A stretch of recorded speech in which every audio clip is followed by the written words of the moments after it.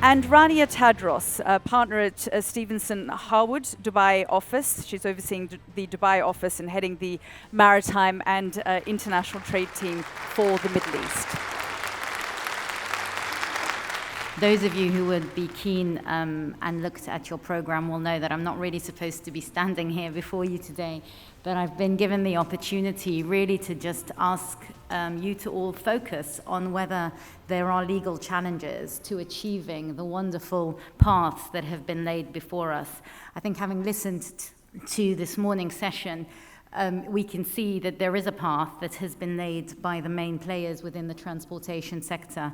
There are people in every stage in all the companies, certainly in this region, who are looking at how to reduce their carbon footprint and how to do it economically. And there are people who are willing to invest money in helping us achieve this. So what are the hurdles? Why haven't we made more progress?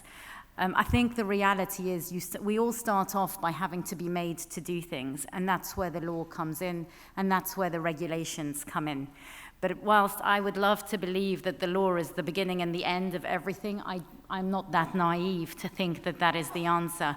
So we can have regulations on which fuels you have to burn.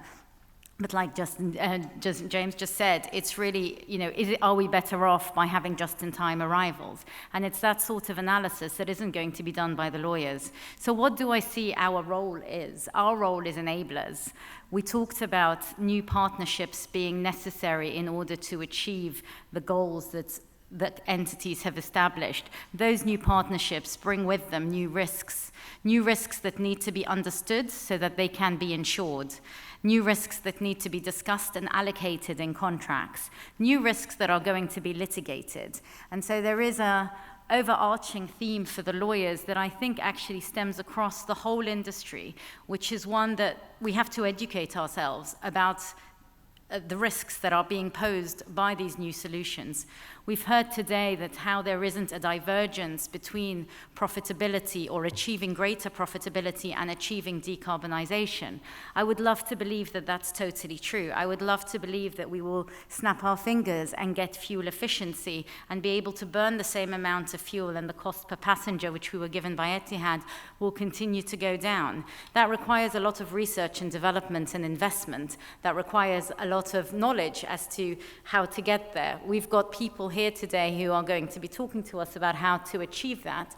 But the only thing I would, and I don't really want to be the negative person in the room, but the only thing I would continue to say is that all these changes, in fact, any change, requires an analysis of the underlying legal risks, requires the development of new clauses, new contracts, new relationships, new partnerships.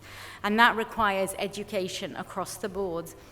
And I guess what my tiny step in the million little steps that we all need to take to achieve decarbonization as an industry with its supporting is our commitment as lawyers in this region to educate ourselves so that we can be ready to support and enable the industry to take the steps it needs to take to achieve decarbonization.